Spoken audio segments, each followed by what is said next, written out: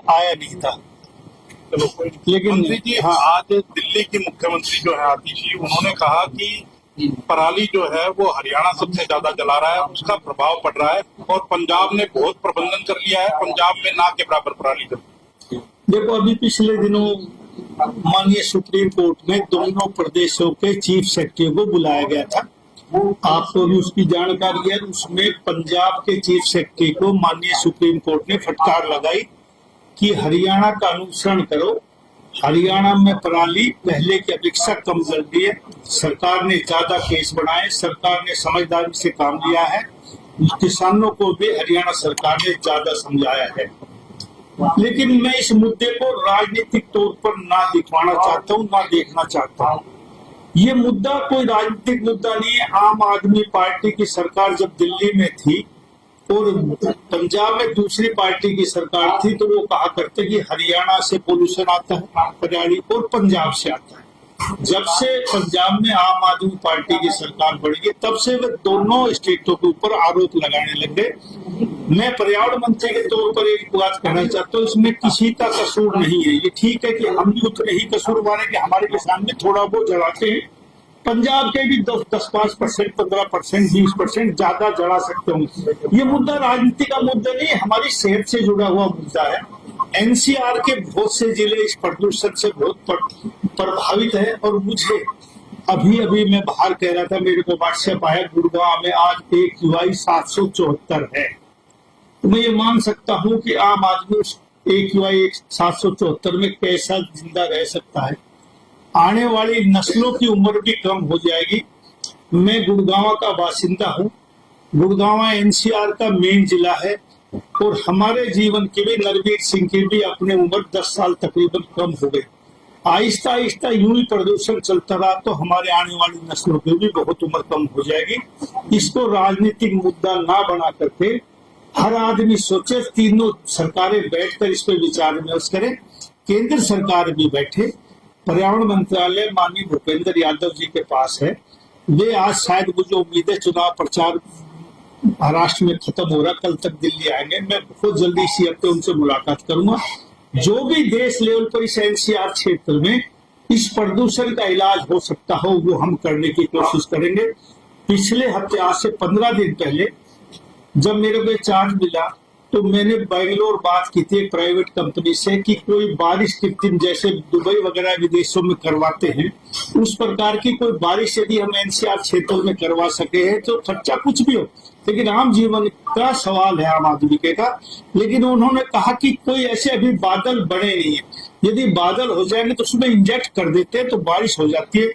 10 तारीख तक का उन्हें समय मांगा था, समय तो 18 हो गया। उसके बाद मेरी दोबारा बात रही, उन्होंने कहा था कि अब बता देंगे, जब भी थोड़े बहुत बादल बनेंगे तो बारिश कर देंगे। लेकिन आज भी मैं आपसे कहता हूँ कि ये बहुत बड़ा मुद्दा है। आहिस्ता आहिस्ता NCR में लोग छोड़ देंगे। बहुत बड़े दिल्ली में डिप्लोमेट रहते हैं, देश के बड़े बड़े राजनीतिक आदमी, बड़े बड़े उद्योगपति, बड़े बड़े ब्यूरोक्रेट्स रहते हैं। यदि इसी तरह पोल्यूशन चलता रहा तो NCR में जीना मुश्किल हो जाएगा। इसमें बहुत जल्दी सभी लोगों को विचार करने की जरूरत है।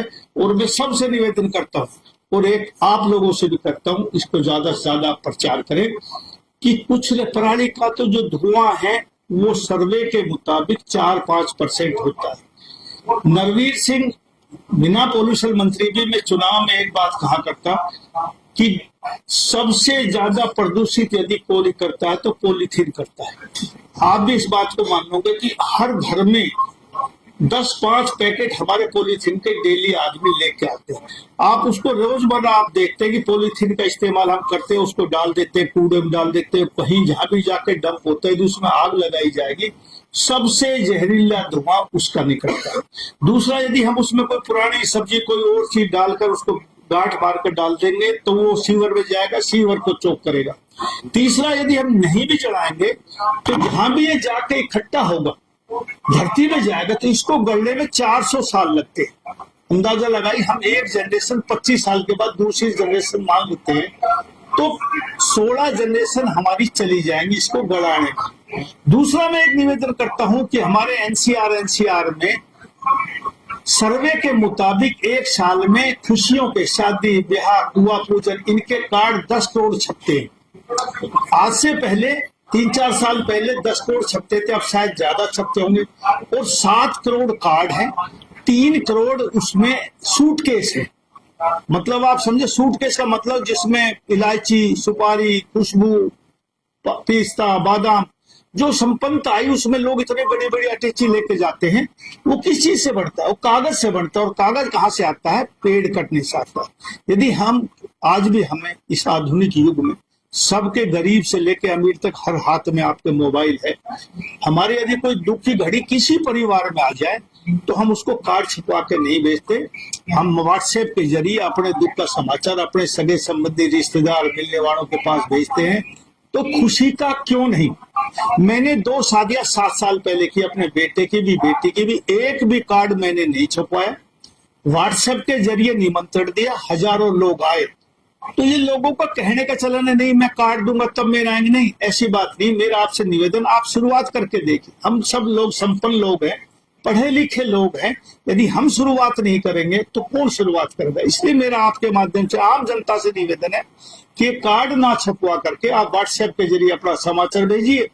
आज आपको जरूरत, आप उसको बुला रहे, कल उसको जरूरत होगा। आपको निमंत्रण का भी, कार्ड का भी यही काम है, यही व्हाट्सएप का। आप जाएंगे सड़क पे, आप नॉइज पोल्यूशन करेंगे, आप डीजल पेट्रोल फूकेंगे, धुआं होगी, आप $1 के अंदर पैसे डीजल पेट्रोल के बर्बाद होंगे, समय बच जाएगा। 1 मिनट में व्हाट्सएप हजारों चले जाते हैं।